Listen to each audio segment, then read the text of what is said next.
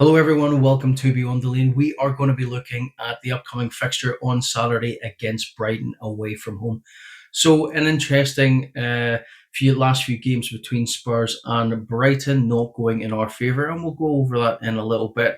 But first of all, we'll round up by having a little look at some of the head-to-head information as well as the current league situation as well. So, let's have a look at the league. Currently, Spurs are sitting in third. Brighton are sitting in 13th. We have 4 games played each in the league. We've won 3 and lost 1. That was the 1-0 away at home, to Bournemouth. Brighton, on the other hand, have won 1, drew 1, lost 2. Their win was a 2-1 victory over Man City the weekend after we beat them 2-0. Not a great run for City at the time, and probably looked a bit good for Brighton in terms of pushing on, but then it didn't quite work out.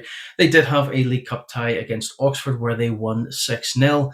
But then they came back into the league, and as I say, they played against Everton and didn't play particularly well there. But we know that Brighton can be a very difficult team for Spurs to play against. We're looking at those stats beyond that. Brighton have scored 4, conceded 6. We've scored 8, conceded 1. So again, in terms for us, a couple of clean sheets. We look particularly well, but they haven't managed a clean sheet this season, which kind of makes you sit and think that there is the potential there to score goals against them as well.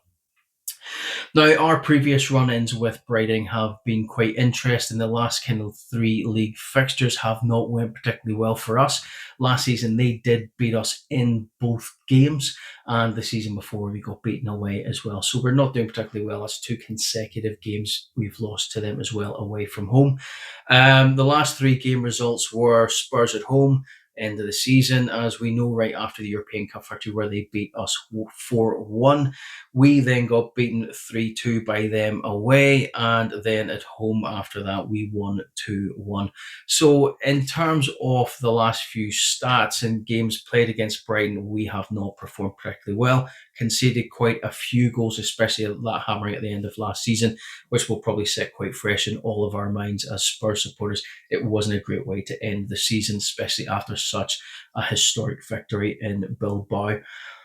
So if we're going to go into some of the match stats, Brighton have won both against Spurs last season, as we touched on. So they're going to be going into this feeling quite confident, especially as they are at home for this game. So they would probably consider themselves a bit more of a favourite. However, if you look at the way the season has gone, you certainly wouldn't look at that as a neutral. Spurs have lost, as I said, both 2 seasons away to Brighton.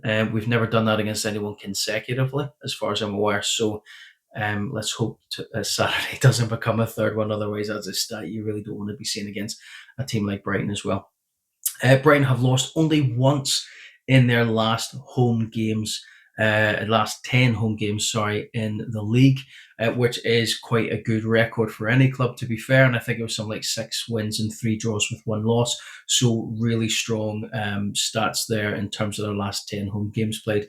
I wouldn't even want to look at the Spurs ones. I've just depressed myself, especially if we're not looking at or including what we've done this season. Although before it would actually look a bit better, but I don't think we've done particularly well in the last 6 from the end of last season, if we're going to look at it that way.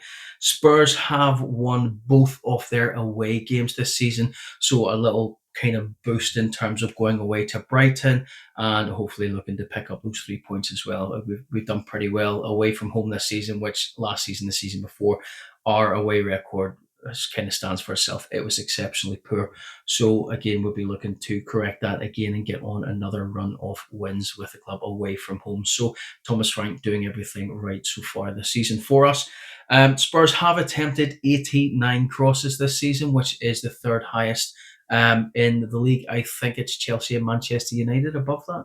I need to double check it, but we're sitting 3rd with 89, which is a phenomenal amount of attempts with crosses going into the box as well. So really, really good stats there. And you can kind of see in the games, we are looking to put those balls across when we get into the opportunities, especially with Kudus coming down that right-hand side. And certainly in the last 2 kind of games that we have seen with Safi playing down that left-hand side, we are starting to look a bit more stronger, putting balls into the box as well. So hopefully that continues. as we do seem to be quite strong in the air when we get those opportunities, depending on who we have sitting in the box for that. Xavi has now, here's a wee Xavi stat. Everyone loves Xavi at the minute, especially me. Xavi has now been involved in 8 goals in his last 10 top flight league appearances. So hopefully that is a run of form for us. As you know, with his debut against West Ham, he provided the cross that allowed for us to score as well. So we are looking pretty good in that front. Hopefully, Xavi keeps that run of form going, and we'll see that continue going on into the league as well as he gets a bit more match fitness around him, as well as getting a bit more integrated into the team as well. So, in terms of team news, I think we'll stick to the normal formation that we have been playing. I think our goalkeeper will still be Vicario. I think next Wednesday when we play Doncaster in the Cup, I think we'll see Kinski get his first start of the season, with probably Austin on the bench. Defensive wise, there's not going to be much change here in my mind, apart from one. I think we'll still see Poro on the right, Van de Ven and Romero in the middle. But I think we might see a change for Ndogi on the right hand side. And the only reason why I would drop Spence from that starting lineup would be just to give him a rest. He did look a little bit tired against Villarreal, and certainly towards the tail end of the West Ham game, I kind of felt he was starting to run out of energy a wee bit. And certainly in the Champions League game there, I kind of felt he probably could have came off a bit sooner than what he did. He definitely looked a bit tired. He wasn't quite tracking back as much as what he has been as from what we've seen at the start of the season. So for that reason only, I would rest him and I'd start Ndogi here. And I would actually start Ndogi as well for Doncaster because we need both of them to be fit, especially with the number of games that are going to be upcoming. Midfield, um, Thomas Frank continues to surprise every single time we put out a prediction. So for me, I think after the game against Villarreal there, a few of the players were starting to look a bit tired. So I would bring Paulinho on just to give the team a little bit more stability at the back. You've seen once that second half kicked off and we were getting run roughshod all over. When he came in, it kind of stabilised and steadied the ship in the middle of the park. So having given him a rest midweek, I would certainly be looking to start him this game. I would have Sarr playing in alongside him, give Bentancur a bit of a rest. And unfortunately, I would love to see Xavi dropping into that number 10, but given the way Bergval has been playing, we cannot drop him. So I would keep him in that number 10 role at the moment. My forward that line then goes straight into Kudus on the right. Again, he's undroppable at the minute, and we don't really have someone on a par to step in and give him a rest at the moment. And considering the way he played again at the Champions League there, he certainly seems fully fit and full of energy. I would probably look to rest him in the game against Doncaster, but certainly for the away game against Brighton, I would be starting him on the right. Richie up front again. Moani came on towards the latter end of that game against Villarreal, but he just looked miles off the pace. Solanke is still injured, so there isn't going to be anyone else stepping into that role. With it being a league game, we may see Tell switch in there, but I suspect we'll start off with Richie and have Tell coming in. And then on the left-hand side, Savi. That's the first 11, I think. Would be. There's a couple of ways we could probably see this go. We may end up finding Polinia and Bentancur starting, with Bergval being replaced in the number 10 role with Xavi and potentially Taylor Odegaard playing on the left. But I don't think that's going to happen. I think this is when I might actually get right for the game, but you just don't know. The whole thing with this is that when you look at our team, there are so many rotational options for the midfield and the forward line. It does make it quite difficult to try and guess who is going to be playing, especially with the next upcoming midweek fixtures going to be a game against Doncaster.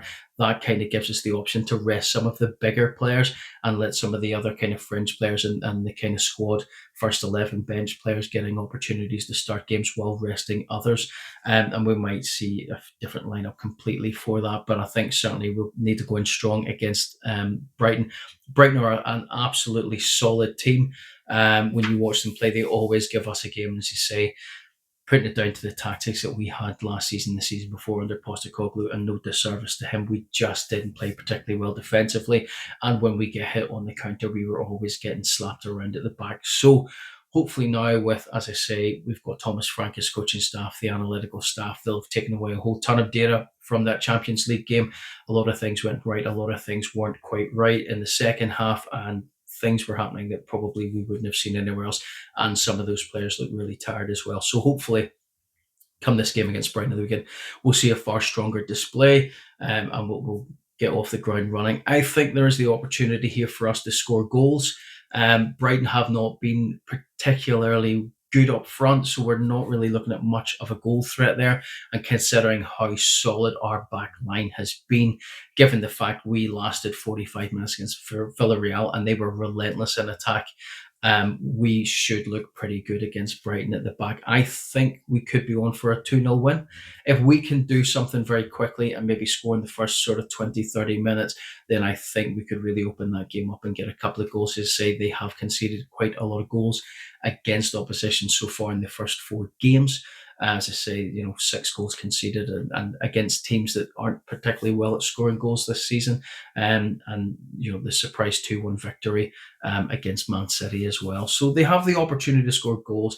They have a fantastic player, Matoma, who I would have loved to have seen Spurs even attempted to purchase, but he probably would have spent a lot of money trying to get him to the club. But I can't see him moving away from Brighton anytime soon. But he is still a player to watch out for if he starts the game for them at the weekend. For us, in terms of injuries, to say Solanke is still out.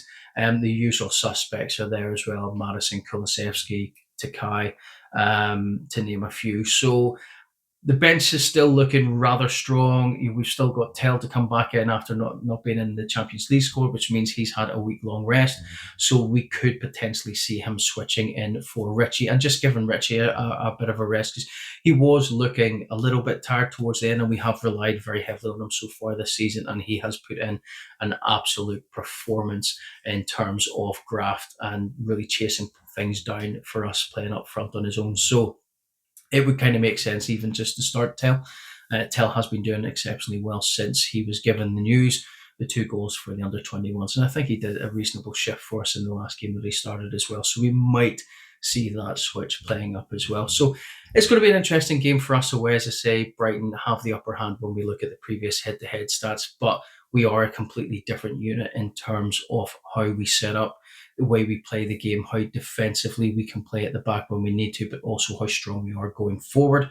So for me, as I say, I'm looking at potentially a 2-0 victory for Spurs, as long as we can keep it tight at the back, and with Polinia playing in the middle, having that kind of stability to allow Sarr to do his manoeuvres going forward, Bergvall to do all the good stuff that he's been doing over the past couple of games, and actually to continue that bedding in process for Savi, getting those match minutes in and being able to do something. You could see in that Villarreal game, certainly in the first half, where he was always looking for players, playing those nice little kind of slick balls in to the box and really looking to put those balls about. And his corner taking's actually been really, really good as well. So we are looking pretty good, as I say. Kudus on the right, it's difficult to replace him.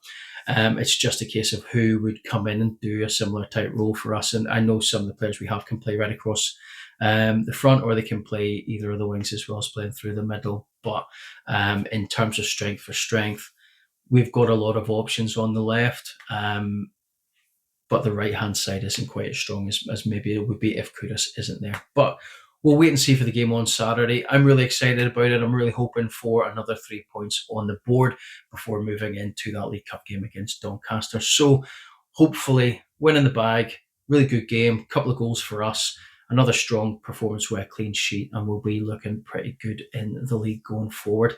That is the video, guys. Hopefully you've enjoyed it. Any comments or what your thoughts are on the lineup or anything else, chuck it in the comments below. Let's get a chat going on it, and I will see you in the next one. Come on, you Spurs.